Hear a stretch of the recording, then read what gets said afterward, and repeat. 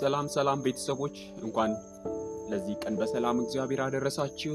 ውድ የቲክቶክ ቤተሰቦች ወንድማችሁ ማርክ ነኝ። ዛሬ በዚህ ስፍራ የተገኘው አንድ ምክር እኔ የተጠቀምኩትን እግዚአብሔር አምላክ በረዳኝ መጠን የተጠቀምኩትን ላወሳችሁ። እሱም የተጠቀምኩት ነገር ምንድነው ብላችሁ ብትሉኝ የሰው ልጆችንና በጣም በብዙ ሁኔታዎች ውስጥ እናልፋለን። መውጣት የማንችላቸው የሚመስሉ እንደገና ደግሞ ብዙ ፈተናዎች በህይወታችን ላይ ይገጥሙናል። ከጓደኞቻችን አንፃር፣ ከራሳችን አንፃር በጣም ብዙ አይነት ፈተናዎችና ሁኔታዎች ይገጥሙናል። እነዛን ሁኔታዎች እንዴት ነው ማለፍ የምንችለው? የሚገጥመንን ችግር ደግሞ ለማን ነው ማውራት የምንችለው ብለን ስናስብ የቅርብ ጓደኛችን አለ፣ እህቶች አሉ፣ ወንድሞች አሉ። እነዚህ ሰዎች ሁሉ ቀን ደግሞ ሊረዱን የሚችሉት ባላቸው አቅም ነው። አቤት ባላቸው አቅም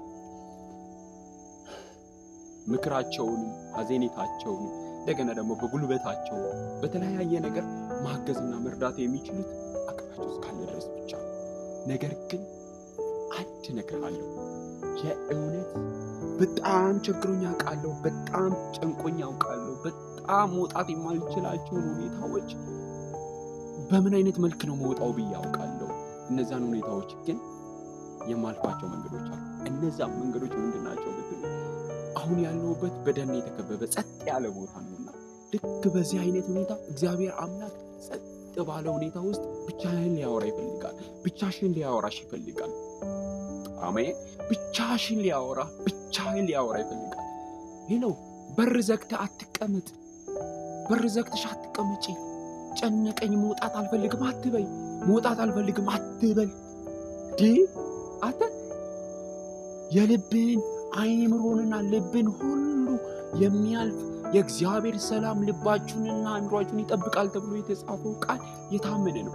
ስለዚህ ጓዳ ዘግተሽ በር ዘግተሽ ተቀምጠህ አታንባ።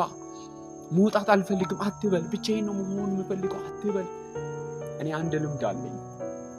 አሁን በመለ አይነት ሁኔታዎች ውስጥ እኔ ማለፍ ያለውኝና ደግሞ አንድ ነገር አደርጋለሁ። እንደዚህ አይነት ሁኔታዎች ሲገጥሙኝ እንዲጸጥ ወዳሉ ቦታዎች ሄዳለሁኝና እጂ ምን አደርጋለሁ መሰለህ? ለስለስ ያሉ መዝሙሮችን እከፍታለሁ። አቤት እነዛን ቀስ ብዬ አደምጥና መጽሐፍ ቅዱስ አነባለሁ። ከዛ የሚሰማኝን ሰላም ደግሞ አትጠይቅም።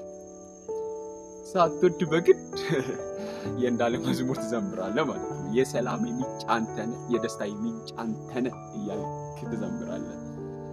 ይኸውልህ እኩያ ነበሩ ብለህ ማለት ነው። እኩያ ነበሩ ብለህ በስኬት ጎዳና ይሽቀዳደማሉ ብለህ ሐዘንህን፣ ጭንቀትህንና ስኬትን ትናገራለህ ማለት ነው። ከዛ በልጦ የሚገኘው ምን እንደሆነ ታውቃለህ? ከእግዚአብሔር ጋር ባለ ግንኙነትና ቆይታ ስኬት ነው።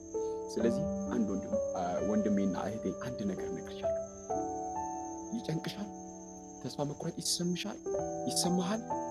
አቤት ተስፋ መቁረጥ ይሰማሃል፣ ይጨንቅሃል፣ ይደብርሃል። ምስጢሬን ለማን ነው ማወራው ብለህ እንደዛ አይነት ስሜት ይሰማሃል። ሄሎ፣ የምታማክራቸው ጓደኞችና ወንድሞች እህቶች ከንፈር ይመጣሉ፣ ሊረዱ ይችላሉ። በቃ ና ከኔ ጋር ቆይ ሊሉ ይችላሉ። ነገር ግን እነሱ ሲለዩ ቅድም የነበረው አይነት ሁኔታ ደግሞ እንደገና ተመልሶ ይመጣና ያጅብሃል፣ ይከብሃል። ከዚህ አይነት ሁኔታ ለመውጣት አሁን ያልኩ ቅድመ ተከተሎች አሉ። ለስለስ ያሉ ዝማሬዎችን አድምጥ፣ መጽሐፍ ቅዱስ አንብብ። ከዛ ጸጥ ባለ ቦታ ነው ይህን ደግሞ የምታደርገው። ጸልይ። እግዚአብሔር አምላክ ደግሞ ልብህንም አይምሮንም የሚያሳርፍ ሰላም ከሱ ዘንድ ይልክልሃል። እግዚአብሔር ይባርካችሁ። ተባረኩ። እወዳችሁ።